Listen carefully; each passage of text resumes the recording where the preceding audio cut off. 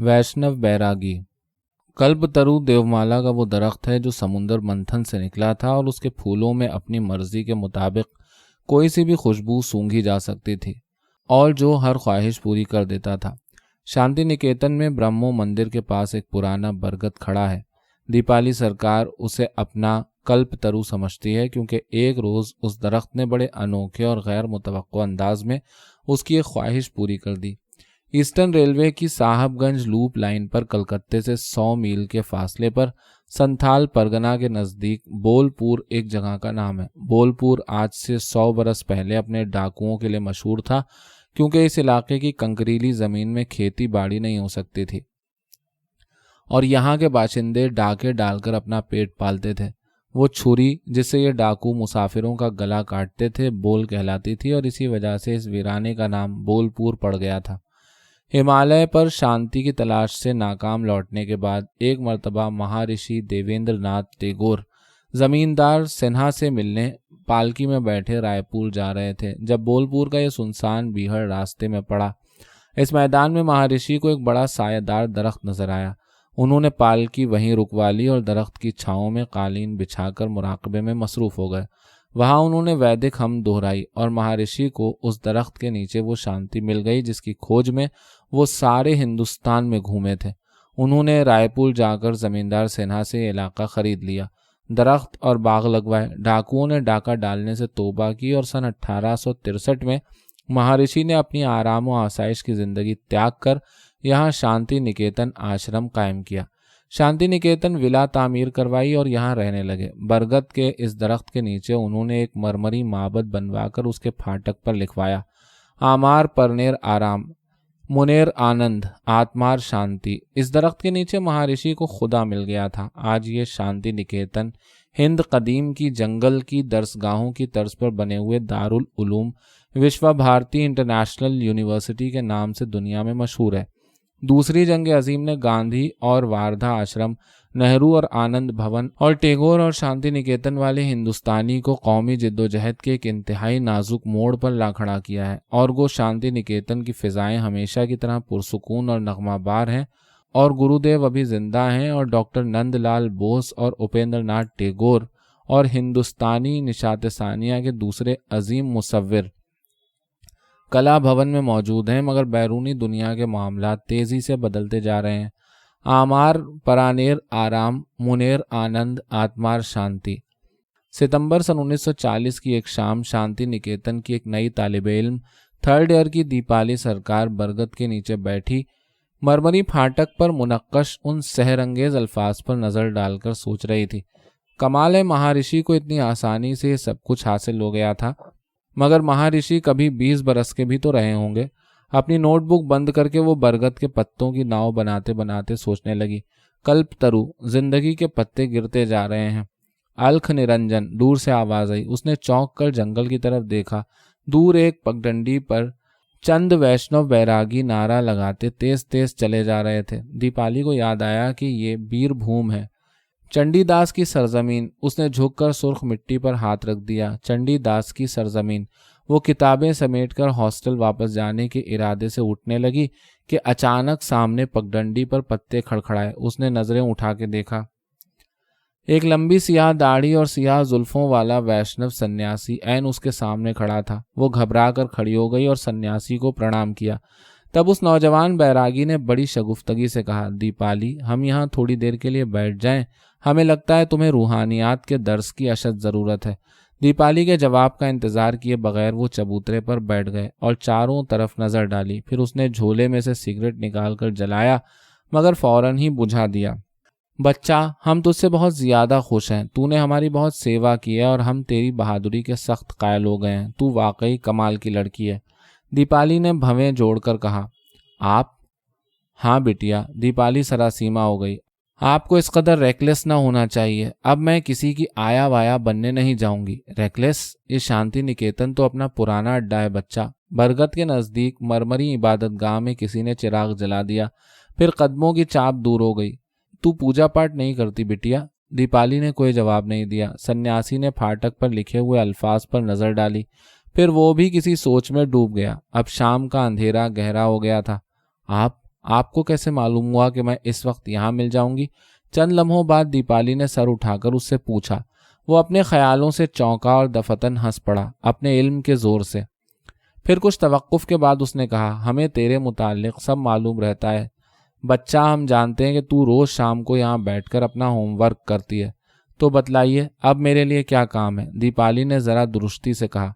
क्या हम किसी काम के बगैर तुझसे नहीं मिल सकते? सन्यासी ने इत्मीनान से जवाब दिया और चबूतरे पर आलती पालती मारे बैठा रहा। अंधेरे में उसकी शक्ल साफ नजर आ रही थी। हवा के एक झोंके ने श्राइन में लगे एक दरख्त के सुर्ख फूल चबूतरे पर बिखेर दिए। बहुत दूर साल के एवेन्यू में गुरुदेव किसी से बातें करते हुए गुजर रहे थे। गुरुदेव जा रहे हैं, सन्यासी ने उठकर खड़े होते हुए कहा। दीपाली भी चबूतरे पर से उठी। गुरुदेव अंधेरे में गायब हो गए। दफतन दीपाली को महसूस हुआ कि ये शाम मुनफरिद है, फिर कभी वापस ना आएगी। सन्यासी ने झोले में से निकालकर घड़ी देखी और पहली दफा संजीदगी से कहा, शोक्ति यानी शक्ति, लो तुम्हें एक काम बता ही दें। दीपाली ने त्योरी पर बल डालकर उसे देखा। मेरा नाम दीपाली है। हाँ, लेकिन तुम मेरी शोक्ति हो। चलो जल्दी से एक और काम कर दो थोड़ा सा। दीपाली गुमसुम खड़ी हो गई। उसका चेहरा सुर्ख हो गया। कहिए, उसने फाटक की तरफ देखते हुए कहा। हमें कहीं से सिगरेट ला दो। हमारे पास यही एक सिगरेट बचा है और बहुत दूर जाना है। बहुत अच्छा, लेकिन आप महज सिगरेट लेने? हम तुम्हें दर्शन देने आए थे बच्चा। सिगरेट के अलावा और कुछ तो नहीं चाहिए? दीपाली ने फिक्रमंदी से दरियाफ्त किया। फिलहाल नहीं। वो फिर चबूतरे के किनारे पर टिक गया और बड़ी गंभीर आवाज में कहने लगा, दीपाली, मैं इसलिए आया था कि तुम्हें देखना चाहता था। अब तक तुम मेरे लिए महज एक और राब्ता, महज एक और नाम रही हो, या धुंधलके में सुनी हुई एक और आवाज। तुम्हारे घर पर भी मैं आपका सिगरेट ले आऊं? दीपाली ने घबराकर उसकी बात काटी। हमसे डरो मत बच्चा, हम एक बहुत शरीफ साधु हैं। दीपाली हंस पड़ी और यकलख्त उसे उमा राय की डांट याद आई। स्कूल गर्ल गिगल्स और उमा राय के ख्याल ने उसे अचानक दिल गिरफ्तार और परेशान कर दिया। तुम्हारे साहब और मेम साहब कैसे हैं? उनका तबादला हो गया। उनकी जगह चार्ल्स बार्लो आए हैं। रेवरेंड बनर्जी के उनसे भी बहुत अच्छे ताल्लुकात हैं, क्योंकि मिस्टर बार्लो की बड़ी बहन 12 साल में मिशनरी हैं, चाटगाम से तब्दील होकर आए हैं। रोजी खैरियत से है? जी। किसी को उसके मुतालिक कोई शुबा तो नहीं हुआ? जी नहीं। उसे खत लिखकर पूछो कि चार्ल्स बार्लो खुलना किस रोज पहुंच रहा है। चार्ल्स बार्लो के नाम का कोड याद है? वो उठ खड़ा हुआ। जी हाँ, बताओ तो। दीपाली ने बतलाया। वंडरफुल। सन्यासी ने खुश होकर उसके कंधे पर हाथ रख दिया, फिर घबराकर जल्दी से हटा लिया। उमा से कब से नहीं मिली? सन्यासी ने दीपाली का रंग बदलते नहीं देखा। उसने उमा का नाम जिस अंदाज से लिया था। आप लोगों के गायब होने के दूसरे हफ्ते ही तो वो कलकत्ता चली गई थी। अभी तक वहीं है। मैं गर्मियों की छुट्टियों में बाबा के साथ कलकत्ता गई थी गाने रिकॉर्ड करवाने, मगर उमा दी से मुलाकात न हो सकी। उनका पता मालूम नहीं था और उन्होंने मुझे कोई खत पत्र कभी भेजा नहीं। वो कलकत्ते में किसी कॉलेज में पढ़ा रही हैं, अपने भाई के साथ बालीगंज में रहती हैं। लोग कहते हैं कि वो चूंकि पार्टी की बाकायदा मेंबर नहीं, इसलिए ना अंडरग्राउंड में गई न जेल। ठीक है ना? और सुना है उनके डीआईजी मामू ने गवर्नमेंट को जमानत दी है कि वो गड़बड़ नहीं करेंगी। आपको तो ये सब मालूम ही होगा। हाँ, मालूम है। फिर उसने जरा तवक्कुफ से कहा, अच्छा जाओ, भागो, सिगरेट लेकर आओ, जो भी मिले। आप उस रास्ते पर जाइए, मैं अभी आती हूँ। अच्छा। सन्यासी चलने लगा, फिर ठिठक गया। एक बात और, कैंडवेल ताज़ा वारिद और नातजुर्बेकार नौजवान था। बार्लो पुराना घाघ है। उसके बाप दादा तक बंगाल सिविलियन थे। इस चीज़ का तुम लोग ख्याल रखना, बड़ा सख्तगीर अफसर है। टेररिस्ट तहरीक के ज़माने में कई नौजवान को फांसी के तख्ते पर भिजवा चुका है। दीपाली को कपकपी सी आई। सन्यासी कहता रहा, रोजी से कहना बेहद एहतियात से काम लेकर हमें इत्तलात पहुंचवाए और अपने बाप को किसी तरह नाराज या नाखुश ना करे। ये बेहद ज़रूरी है। बहुत अच्छा, दीपाली ने जवाब दिया। सन्यासी पगडंडी पर आगे बढ़ गया। दीपाली भागती हुई इमारतों की तरफ चली गई। चंद मिनट बाद वो वापस आई और बरगद के सुनसान चबूतरे पर एक नज़र डालकर साल के एवेन्यू पर दौड़ना शुरू कर दिया। सन्यासी सर झुकाए आहिस्ता आहिस्ता कला भवन के सामने वाली सड़क पर चला जा रहा था। दीपाली ने फूली हुई सांस से उसके करीब जाकर कहा, लीजिए। सन्यासी ने पलटकर देखा। ओह थैंक्स। उसने बड़ी खुशी से सिगरेटों के पैकेट अपने झोले में गिरा दिए और मुस्कुराया। अब चांद तुलू हो रहा था। बहुत दूर से अलख निरंजन की आवाज आई। सड़क के किनारे समुंदर के सुरीले शोर की मानिंद सदा बहार विलायती झाओ की नाजुक डालियां हवा में सरसरा रही थीं। शीशम के झुंड के परे तलबा की झोपड़ियों में रोशनियां झिलमिलाईं। दीपाली सर झुकाकर सड़क को देखने लगी। मिट्टी में कांच की सुर्ख चूड़ियों के चंद टुकड़े चमक रहे थे। उसने अंगूठे की नोक से एक टुकड़े को छुआ और एक कदम पीछे हटी। बाड़ पर फैली बेल पर से एक गिरगिट उछलकर पत्तों के अंदर चला गया। दूर श्री सदन में चंद लड़कियों ने गाना शुरू कर दिया था। यहाँ अनिल कुमार दास तुमसे राब्ता रखेगा, सन्यासी की आवाज उसके कानों में आई। बहुत अच्छा। संथाल परगना संन्यास लेने के लिए आइडियल जगह है, मगर हम यहाँ से भी डेरा डांडा उठाकर कूच कर गए हैं। अगर हमें तुम्हारी मदद की जरूरत पड़ी तो तैयार रहना शोक्ति। बहुत अच्छा।